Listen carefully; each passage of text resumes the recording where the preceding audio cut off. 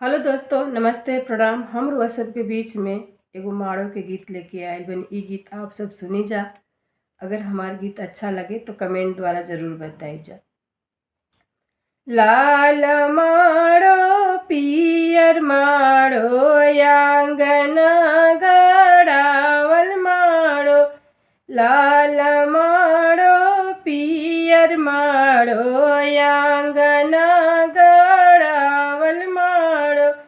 अरे माई ताही मड़वा बैठेली दुलारी धिया सुसु की रोवे।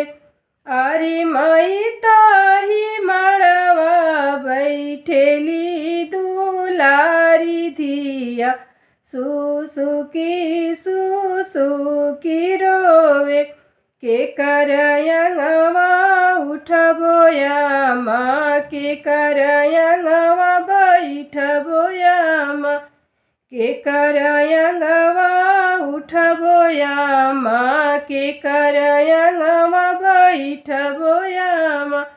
अरे अम्मा के करा से कहबो दिल के बतिया तके ई हमरो यापन लगी है। अरे अम्मा के करा से कहबो दिल के बतिया तके ई हमरो यापन लगी है।